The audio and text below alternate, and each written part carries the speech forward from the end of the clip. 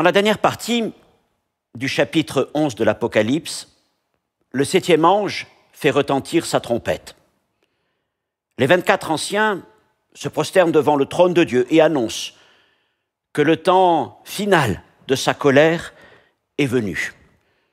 Le temple de Dieu s'ouvre dans le ciel et apparaît alors l'arche de l'Alliance. Des événements météorologiques d'ampleur se manifestent. Tonnerre, tremblement de terre, grêle. Et puis brusquement, Jean suspend son récit, car dans le ciel apparaît devant lui un grand signe. Dans les étoiles, il voit une femme. Elle est enceinte et elle est poursuivie par un grand dragon. Cette vision que nous allons aborder dans cet enseignement est la première d'une série de 7 répartis sur plusieurs chapitres de 12 à 15 et ensemble elles constituent ce qu'on a l'habitude d'appeler le grand interlude. Et à travers ces visions, à travers cet interlude, Dieu donne les raisons expliquant toute cette succession de jugements qui s'abattent sur les nations, sur les hommes, les jugements des trompettes qui viennent de s'accomplir et ceux qui vont venir, les jugements des couples, les derniers. Mais en débutant ce cycle de vision par celle de la femme enceinte poursuivie par le dragon, il veut montrer une nouvelle fois qu'il préservera son peuple fidèle, même de la haine et de la colère la plus terrible, celle de Satan.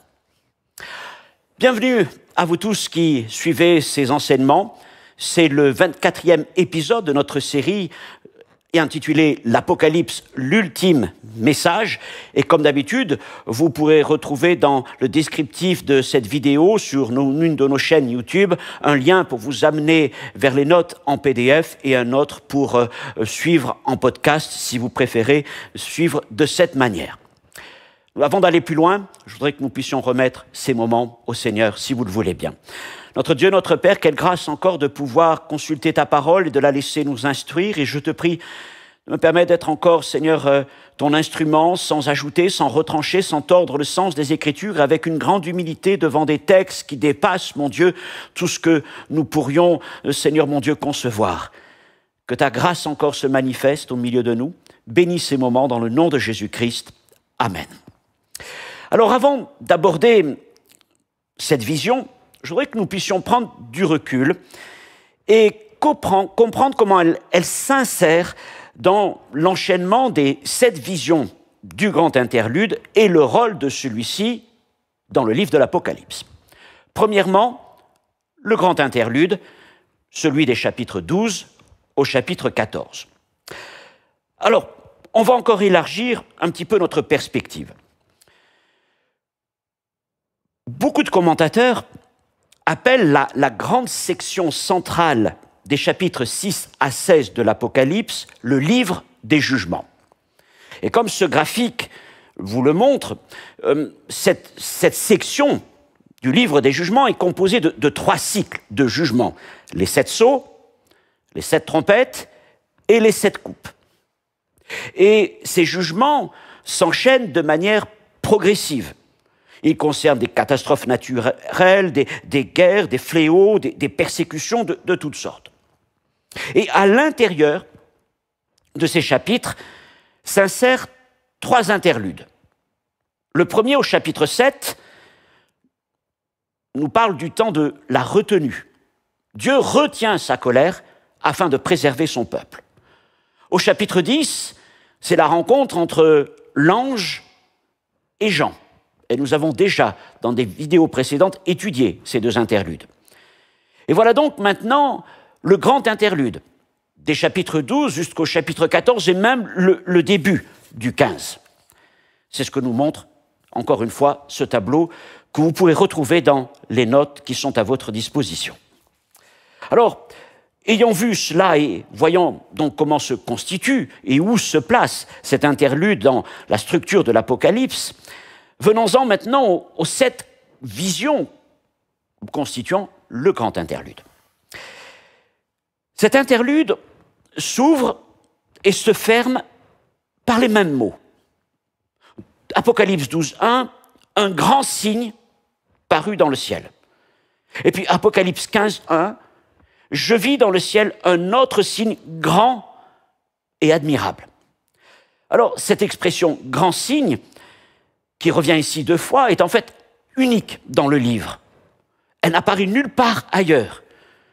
Le premier grand signe, celui de la femme en travail, nous parle de la promesse de Dieu de préserver son peuple. Et enfin, le dernier grand signe, celui d'Apocalypse 15, va montrer les 7 anges tenant les 7 coupes qui annoncent l'accomplissement du plan divin vers la victoire finale.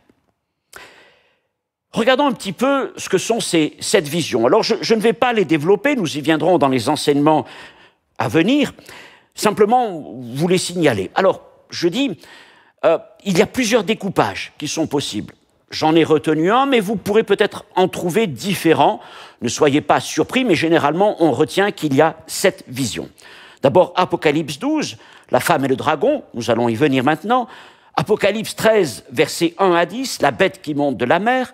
Dans la deuxième partie d'Apocalypse 13, la bête qui monte de la terre. Première partie d'Apocalypse 14, les 5 premiers versets, l'agneau et les 144 000 sur la montagne de Sion. Ensuite, du verset 6 à 13, la 5e vision, les 3 anges et leur message. Ensuite, Apocalypse 14, 14 à 20, la vision de la moisson et de la vendange qu'on met ensemble. Et enfin, Apocalypse 15, les 8 premiers versets, les 7 anges tenant les 7 coupes de la colère de Dieu. Voilà donc pour ces 7 grands signes qui constituent le grand interlude.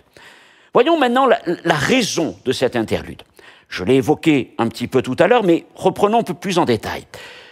Tout d'abord, le premier interlude du chapitre 7, comme vous le voyez sur ce diagramme, ce tableau, intervient sitôt après l'annonce de la venue de la colère de Dieu, Apocalypse chapitre 6, verset 17. Et cet interlude d'un chapitre nous montre comment, avant le déclenchement de sa colère, Dieu va préserver les siens. Il retient sa colère pour accomplir 2 choses. D'abord, sceller 144 000 fils d'Israël, c'est la première vision de chapitre 7, et la deuxième vision est celle de la grande foule qui apparaît devant le trône de Dieu, et c'est l'enseignement que je partage. J'y vois là l'enlèvement de l'Église, comme plusieurs autres aussi. Dans le grand interlude, des chapitres 12 à 14, celui qui nous intéresse maintenant, Jean dresse un tableau d'ensemble des événements qui amènent au déclenchement de la dernière phase de la colère divine, c'est-à-dire les coupes du jugement. Cette vision ne décrivent pas de nouveaux jugements, mais insérées entre les 2 dernières séries, celle des trompettes et des coupes, elles en expliquent les raisons. Autrement dit, Dieu révèle dans le grand interlude non pas ce qui va arriver, mais pourquoi ces choses, ces jugements arrivent. Nous y reviendrons au fur et à mesure et nous étudierons donc dans les enseignements suivants chacune de ces visions qui sont aussi extraordinaires les unes que les autres. Venons-en maintenant à la première d'entre elles, donc la vision de la femme. Deuxièmement, un grand signe dans le ciel. Avant de rentrer dans les détails de cette vision, considérons la structure du chapitre 12, prenons encore un peu de recul pour voir comment il se présente à nous, et nous voyons 3 tableaux. Ils sont liés les uns aux autres avec un effet de miroir. Tout d'abord, premier tableau, versets 1 à 6, il est question de la femme et du grand dragon, dans le ciel. Notez, dans le ciel. Ensuite, des versets 7 à 12, il y a la guerre de Michel contre le dragon, provoquant sa chute. Et enfin, troisième tableau qui vient en miroir du premier, la femme poursuivie par le grand dragon sur la terre. Versets 13 à 17. Le ciel, la terre, le désert aussi. Et on comprend que dans ce chapitre, Jean déploie une espèce de géographie spirituelle de la création, où le ciel est le lieu de la souveraineté divine, là où s'accomplit la victoire du Fils, là où Michel remporte la victoire contre Satan, en le précipitant sur terre. Il y a ensuite la terre, qui est le théâtre du conflit, là où le dragon déchaîne toute sa fureur. Versets 13 à 17. Et entre les deux, entre le ciel et la terre, en quelque sorte, il y a le désert. Et le désert va être le lieu de la providence où Dieu nourrit et protège son peuple.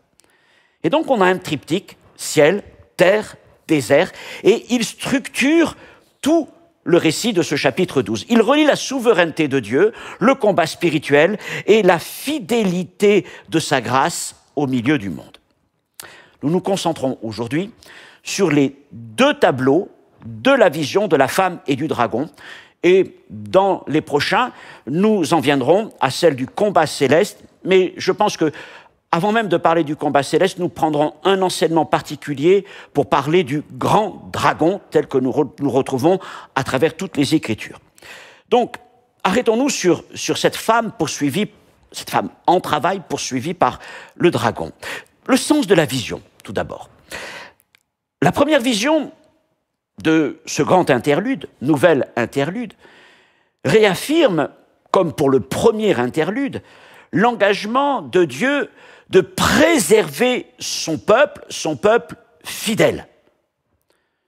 Dans Apocalypse 7, c'était pour les Juifs par le scellement de 144 000 d'entre eux, des fils d'Israël, et ici, nous le découvrons, ou nous allons le découvrir, c'est la protection de la femme dans sa fuite vers le désert. Alors, regardons aussi un instant le cadre de cette vision. Revenons un peu en arrière, dans la première partie du chapitre 11, nous étions à Jérusalem, qui est appelée la grande ville, mais qui est devenue spirituellement Sodome et Égypte. Autrement dit, celle qui au début du chapitre est appelée la ville sainte est devenue une ville déchue et corrompue. Et la nouvelle vision, celle du chapitre 12, change de décor et établit un fort contraste. Après cette Jérusalem, Sodome et Égypte, la femme apparaît, elle, comme l'Israël fidèle que Dieu garde et préserve. Mais elle n'est plus dans la ville. Elle a fui dans le désert, qui devient le lieu du refuge et de la provision divine. Donc ce contraste entre la corruption, la fidélité, entre la ville et le désert. Prenons le premier verset maintenant et rentrons un peu plus en avant dans les détails de cette vision. Un grand signe parut dans le ciel, une femme enveloppée du soleil, la lune sous ses pieds et une couronne de 12 étoiles sur sa tête. Ce signe, grand signe qui apparaît dans le ciel, devant Jean, peut être qualifié de signe récapitulatif. Il porte en lui toute l'histoire du salut, depuis le commencement jusqu'à son accomplissement en Jésus-Christ. Il est le prolongement de la parole, de la promesse que Dieu a fait à Ève. Dans Genèse 3,15, le Seigneur s'adresse au serpent et il dit « Je mettrai inimitié entre toi, le serpent, et la femme, entre ta postérité et sa postérité. » Et tout le conflit annoncé au début des Écritures, au chapitre 3 de la Genèse, est maintenant résumé dans cette vision. La femme est en travail, elle est sur le point de donner naissance à son fils, sa postérité. Le serpent est devenu dragon, et l'enfant qui naît, le Fils, nous est présenté comme le Messie libérateur. Cette femme se tient dans le ciel. Elle est entourée d'astres, le soleil, la lune et les étoiles. Et là encore, ça nous ramène au commencement, dans le livre de la Genèse, avec l'un des songes de Joseph. Genèse 37, versets 9 et 10, Joseph eut encore un autre songe, il le raconta à ses frères. Il dit, « J'ai eu encore un songe, et voici le soleil, la lune et 11 étoiles se prosternaient devant moi. » Donc on retrouve les mêmes astres, sauf que là, on passe de 11 à 12 étoiles. Mais que nous disent ces astres? Le soleil, c'est l'image de la justice de Dieu, Malachie chapitre 3. La lune, c'est le signe de sa fidélité, Psaume 89. Et les étoiles rappellent la promesse faite à Abraham d'une descendance innombrable, Genèse 15. Autrement dit, cette femme en travail est revêtue de la gloire de Dieu et entourée de ses promesses, des promesses à l'égard d'Israël. Passons au verset 2. Elle était enceinte et elle criait, étant en travail et dans les douleurs de l'enfantement. Jean emploie ici un mot très particulier lorsqu'il parle de travail. C'est le mot odin, odino. C'est le même que Jésus emploie dans Matthieu 24, 8, dans le sermon sur le mont des Oliviers.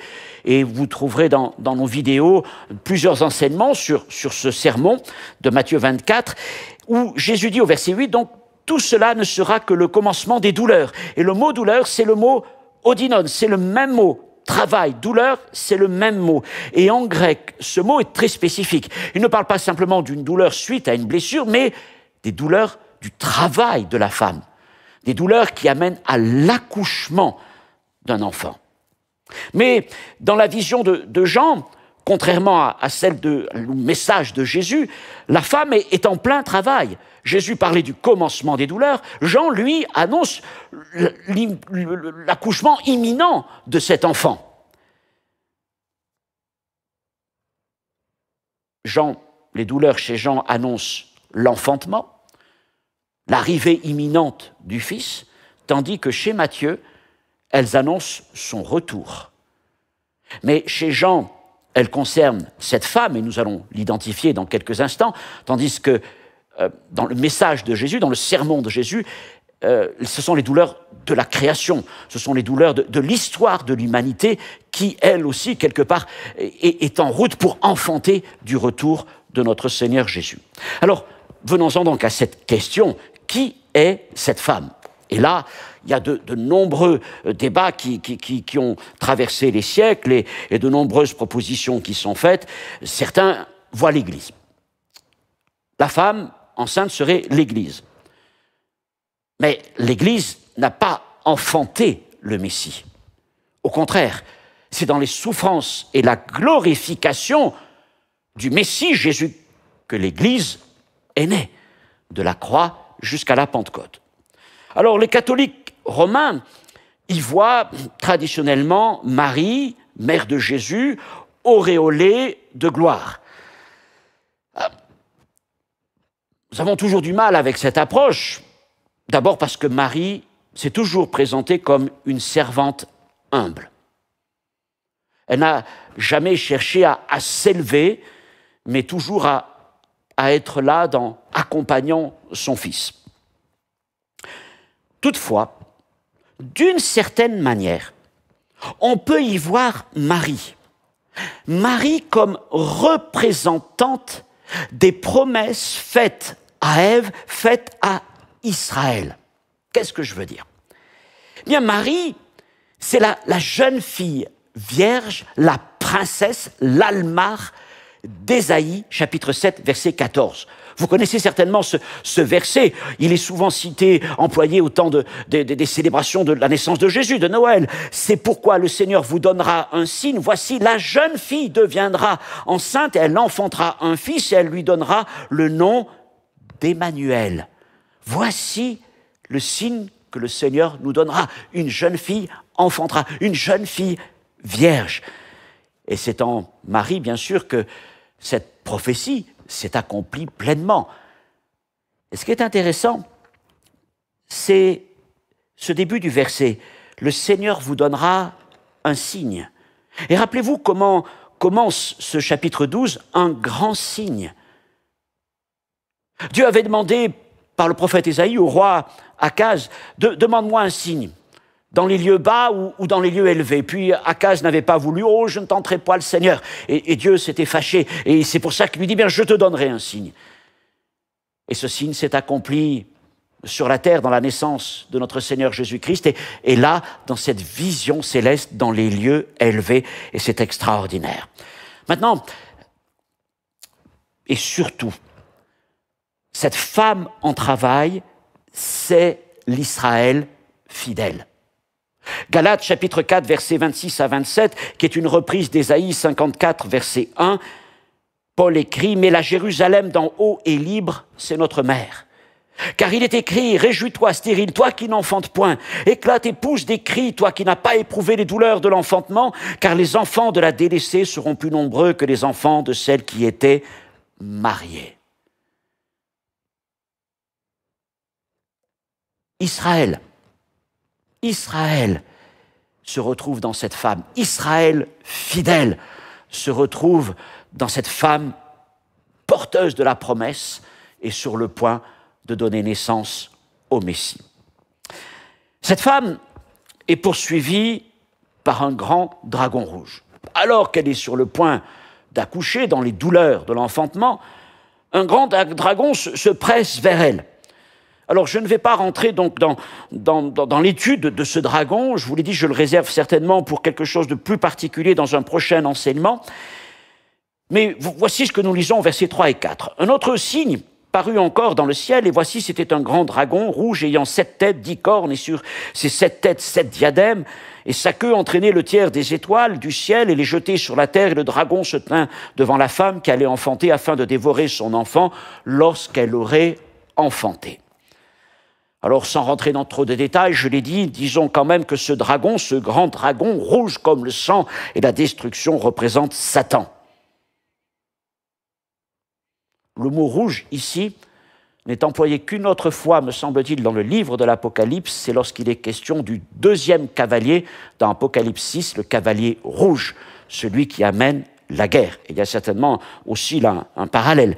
Et il attend, le dragon qui est Satan, vous verrez au chapitre 12, verset 9, attend que la femme, donne naissance à son enfant pour le dévorer. Alors, bien sûr, c'est l'image d'Hérode cherchant à tuer Jésus, et c'est aussi la haine de Satan poursuivant Jésus tout au long de sa vie, de son ministère, jusqu'à la croix. Et lorsque le Fils lui échappe par la résurrection, qui scelle sa défaite, eh bien, Satan se retourne alors contre la mère, contre le peuple qu'il a porté, et c'est ce que nous montre cette vision d'Apocalypse 12. Voyons un instant le Fils, le triomphe du Fils. Verset 5. Elle enfanta un fils qui doit paître toutes les nations avec une verge de fer, et son enfant fut enlevé vers Dieu et vers son trône. Alors ici, le Fils, c'est évidemment le Messie, mais pas le Messie dans sa dimension de serviteur souffrant, tel que nous l'a montré Jésus lorsqu'il est venu sur cette terre, mais dans sa dimension de Messie royal, appelé à régner sur les nations et sur le royaume de Dieu.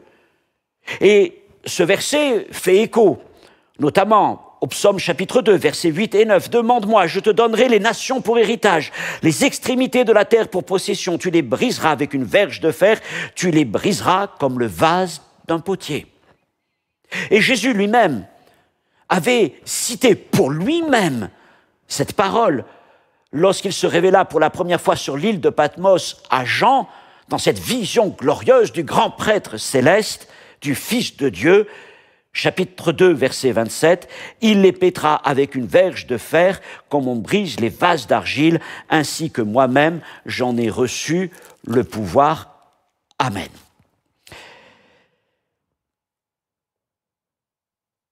Ce Fils est appelé à régner sur les peuples, et nous voyons qu'il est enlevé vers Dieu et vers son trône. Alors là, eh bien, ça nous ramène au ministère de Jésus. Jésus est aussi celui que Satan n'a pu vaincre et détruire lorsqu'il était parmi les hommes et qui fut enlevé au ciel auprès du Père. Mais cependant, Satan s'apprête à livrer un combat dans le ciel. Il n'a pas réussi sur la terre, en quelque sorte, il n'a pas pu dévorer l'enfant sur la terre, alors il s'apprête à livrer un combat dans le ciel pour s'en prendre à celui qui est monté. Et c'est ce second tableau sur lequel nous allons pas nous arrêter aujourd'hui, des versets 7 à 12, le combat entre Michel et Satan et leurs légions respectives. Ce qu'on note maintenant entre les versets 5 et le verset 6, c'est une rupture de temps. Le verset 5 finit en nous parlant de l'enfant qui est enlevé vers Dieu et vers son trône. Et voici ce que dit le verset 6. « Et la femme s'enfuit dans le désert où elle avait un lieu préparé par Dieu afin qu'elle y fût nourrie pendant 1260 jours. » Il y a là une coupure temporelle, je dirais même un saut temporel. L'histoire passe de la première venue de Christ à la période de la fin. Le verset 6, ne suit pas immédiatement la naissance de l'enfant, mais il projette la femme dans le temps de la grande tribulation, les fameux 1260 jours dont nous avons déjà parlé. Venons-en au dernier tableau de ce chapitre, le troisième, qui s'étend des versets 13 à 17. Le premier tableau se déroulait dans le ciel, un grand signe dans le ciel. Le second tableau, lui, maintenant, se déroule sur la terre, avec presque les mêmes protagonistes, sauf que l'enfant n'est plus là et que la femme n'est plus enceinte, mais on retrouve donc la femme et on retrouve le dragon qui poursuit la femme. Verset 13, quand le dragon vit qu'il avait été précipité sur la terre, il poursuivit la femme qui avait enfanté l'enfant mâle. Et elle s'enfuit dans le désert, comme ça avait été annoncé. Regardons plus précisément les versets 6 et 14. Et sur cette image qui apparaît, je les ai mis l'un à l'autre, en rapport l'un de l'autre, et vous voyez comment ils font écho l'un à l'autre. Verset 6, la femme s'enfuit dans le désert, où elle avait un lieu préparé par Dieu, afin qu'elle y fût nourrie pendant 1260 jours. Verset 14, et les 2 ailes du grand aigle furent données à la femme, afin qu'elle s'envolât au désert, vers son lieu où elle est nourrie un temps, des temps, et la moitié d'un temps, loin de la face du serpent. Il y a là un écho, la même fuite, les mêmes protagonistes, la même durée, la même protection. Il est question ici d'une fuite. Et ce verbe nous ramène, encore une fois, au sermon sur le mont des Oliviers, dans Matthieu 24, entre autres, dans cette parole du verset 16, où, sitôt après l'abomination de la désolation, qui marque le début de la grande tribulation, vous regarderez, Matthieu 24, 15, Jésus dit ensuite, donc au verset 16, que ceux qui seront en Judée fuient dans les montagnes, qu'ils fuient. La femme fuit vers le désert, et Jésus avait appelé ceux qui seront en Judée à fuir vers les montagnes. Et en grec, fuir et s'enfuir sont le même verbe.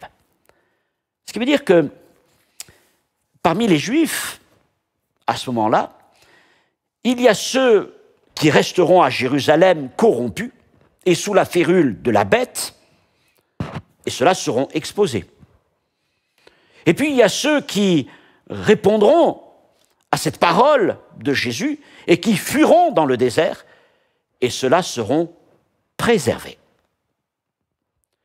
Les montagnes de Jésus ou le désert de Jean renvoient au même espace spirituel et certainement même géographique. C'est un lieu de refuge, séparé du tumulte et gardé par Dieu.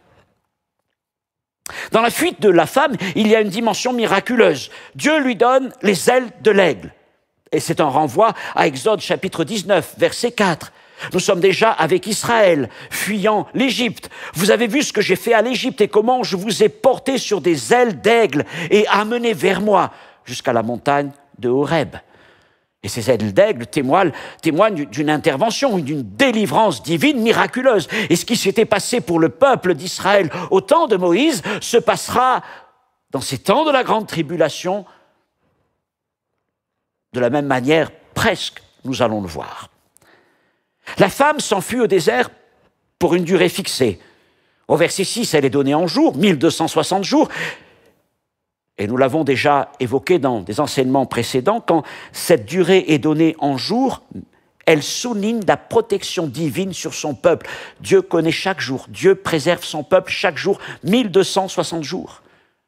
Mais au verset 14, elle n'est pas exprimée en jours, mais à la manière du livre de Daniel, le premier à en avoir parlé. Et nous trouvons cette expression un temps, des temps et la moitié d'un temps, ce qui est l'équivalent de 1260 jours ou encore de 42 mois, c'est-à-dire 3 ans et demi, mais exprimé en temps, surtout avec l'idée de la moitié d'un temps, c'est pour nous dire que les persécutions seront abrégées. La femme s'enfuit dans le désert, plus précisément, elle s'enfuit vers le lieu que Dieu lui a préparé. Elle ne se disperse pas, elle va vers un lieu préparé. Elle n'est pas abandonnée, elle va vers un lieu préparé. Dieu n'est jamais pris de court et il a toujours un lieu préparé pour ses enfants. Arrachant Israël de l'Égypte, il lui a donné les ailes d'aigle et l'a conduit jusqu'à la montagne où il lui a donné rendez-vous. Puis, Exode 23, 20, Dieu réitère sa promesse et il dit « Voici, j'envoie un ange devant toi pour te protéger en chemin et pour te faire arriver au lieu que j'ai préparé. » Et maintenant, il est question de Canaan, la terre promise. Et ce lieu préparé, c'est un lieu protégé. Et dans les versets, autant le 6e que le 14, apparaît le même verbe « nourrir ». Nourrir, qui évoque la sollicitude de Dieu. Le désert, pourtant un lieu de dépouillement, un lieu d'absence, eh bien, devient un lieu de soins, de protection et de providence. Alors, bien sûr, ça nous ramène à l'image de la manne, comment Dieu a pris soin d'Israël pendant tout son temps dans le désert, au moment de Moïse. Et puis cette vision aussi nous renvoie à Élie, au torrent du Kérit tout d'abord, où il va être nourri par les corbeaux, puis chez la veuve de Sarepta. Et là aussi un miracle s'accomplit chez cette femme, la farine dans le pot, 1 Roi chapitre 17 verset 16. Et pendant 3 ans et demi, 3 ans et demi, 1260 jours, un temps, des temps, la moitié d'un temps. Et c'est pareil pour Élie, pendant toute cette durée, Dieu préserve Élie et le nourrit miraculeusement avant de l'envoyer affronter Akab. Un lieu préparé, un lieu protégé, et puis aussi une délivrance, un fleuve englouti.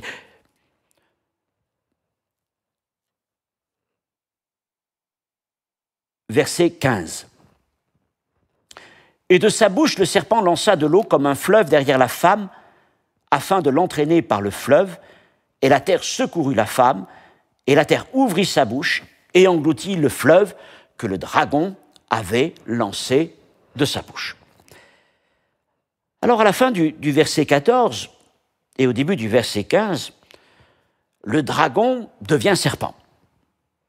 Le dragon évoque la force destructrice, le serpent, la séduction et la ruse. Et ce serpent-dragon, ou dragon-serpent, poursuit la femme en fuite, et il crache donc un fleuve pour l'engloutir. Et le fleuve est souvent la métaphore du déchaînement des puissances hostiles. Ésaïe 59, 19, « Quand l'ennemi viendra comme un fleuve, l'Esprit de l'Éternel le mettra en fuite. » Et l'eau évoque un mouvement rapide, incontrôlable, destructeur, une inondation, un raz-de-marée. Et le dragon déchaîne donc contre la femme un flot de violence, comparable à cette inondation, une attaque à grande échelle que rien ne semble pouvoir retenir. Qui pourrait retenir un raz-de-marée? Et jaillissant de la bouche du serpent, le fleuve est aussi une image de mensonge, de séduction que Satan déverse contre le peuple de Dieu. Mais ce fleuve est englouti. Celui qui devait engloutir est englouti par la terre qui ouvre à son tour sa bouche. Exode chapitre 15, verset 12, c'est le cantique de Myriam. Après avoir traversé la mer Rouge, elle dit « Tu as étendu ta droite et la terre les a engloutis. » La terre avait secouru en quelque sorte le peuple d'Israël à la sortie d'Égypte, ou plutôt devant l'armée d'Égypte. Et là, encore une fois, il secourt la femme en fuite vers le désert, et cette création que le serpent avait corrompue devient l'instrument de sa défaite. Alors si nous nous sommes arrêtés sur ces détails, et vous sentez quand même l'image se former, vraiment dans ce dernier tableau, nous avons affaire à un deuxième exode. Un second exode, mais que j'appellerais un second exode à rebours. Tout dans cette vision évoque l'exode. La fuite hors d'un lieu corrompu, l'Égypte sous Moïse, et là, dans cette vision, Jérusalem. Jérusalem qui est devenue Sodome et Égypte. Les ailes de l'aigle, on a vu le rapport entre Exode 19 et le texte d'Apocalypse 12. Dieu nourrit son peuple avec la manne dans le désert, et puis, par sa providence, les détails ne sont pas donnés, mais Dieu nourrit son peuple cette femme pendant qu'elle est en fuite dans le désert. Et puis, la mer Rouge, au temps de Moïse, et là, le fleuve vomi par le serpent. Comme Pharaon, le dragon poursuit le peuple pour le détruire. Et le parallèle est saisissant. Le dragon prend la place de Pharaon. Mais tiens, c'est quand même intéressant, parce que pour un lecteur juif de l'époque de Jean, puis d'aujourd'hui aussi, et pour ceux qui aiment la parole, il y a un parallèle qui se fait, parce que dans Ézéchiel chapitre 29, verset 3, ou dans Ésaïe 51, versets 9 et 10, le pharaon est appelé le grand crocodile, chez Ézéchiel, et ce sont les mêmes mots qui peuvent être traduits par grand dragon. D'ailleurs, la Septante, qui est la traduction en grec de l'Ancien Testament, porte grand dragon. Et certaines versions, parmi les plus connues, comme la King James, la grande version anglaise, portent elle aussi grand dragon et non pas grand crocodile. Donc déjà dans l'Ancien Testament, il y avait ce lien. Le pharaon, c'est le grand crocodile. Et donc, le grand serpent, le grand dragon, excusez-moi. Donc, là encore, c'est plus pharaon, mais c'est le grand dragon. Il y a cette image de l'Exode. Le parallèle entre le fleuve, la mer Rouge, etc., etc. Et donc, on pourrait dire qu'Apocalypse 12 fait une nouvelle lecture de l'Exode à la lumière de la fin des temps. Le même Dieu qui a ouvert jadis la mer ouvre encore un refuge pour les siens. L'histoire se répète, mais à rebours. Israël ne va pas vers Canaan, mais quelque part, Israël fuit la Judée, fuit Jérusalem pour trouver refuge dans le désert. Alors, tout au long de ce chapitre, et de la description de ces deux tableaux, de cette vision du grand signe de la femme en travail, nous avons vu qu'un même fil se déploie. Et Dieu insiste sur ça. Avant de parler des derniers jugements qui vont s'abattre sur le monde, Dieu veut donner les raisons de ces jugements, mais il veut rappeler la première chose, la chose la plus importante, c'est que Dieu préserve, Dieu garde ceux qui lui appartiennent. La fidélité de Dieu ne change pas. Dieu demeure fidèle avec ceux qui sont fidèles avec lui. Et même lorsqu'ils sont infidèles, Dieu ne se renie pas et finira toujours par aller chercher ceux qu'il a appelés à lui. Nous voyons dans cette vision, dans ces deux tableaux, que le dragon a tout tenté. Il a tenté de dévorer l'enfant à sa naissance. Il a ensuite tenté de submerger la femme. Il a tout fait pour anéantir la promesse, mais à chaque fois, il échoue. À chaque fois, Dieu ouvre un chemin de délivrance. Le ciel pour son fils, pour le fils qui monte au ciel, le désert ensuite pour la femme, et la terre pour la délivrance en engloutissant le fleuve. Ce tableau, c'est aussi l'histoire du salut depuis le commencement. Je vous parlais tout à l'heure d'un signe récapitulatif. Le serpent n'a jamais pu empêcher la promesse de se manifester d'étape en étape. Mais ce chapitre ne s'arrête pas là. Il va aussi servir, à travers l'histoire du dragon, a amené les visions suivantes, notamment celle du chapitre 13, où des bêtes vont émerger de la mer, puis de la terre. Et nous voyons dans ce tableau du chapitre 12, versets 7 à 12, que le dragon n'a pas dit son dernier mot. Il monte au ciel pour combattre, il est vaincu, il est précipité. Et puis, à la fin du chapitre, versets 17 et 18, Jean le voit se dresser sur le sable de la mer. Il est là. Il est sur la terre. Et la Bible nous dit qu'il est irrité, verset 17. Et au verset 12, il est dit que le diable est descendu vers vous, animé d'une grande colère, sachant qu'il a peu de temps.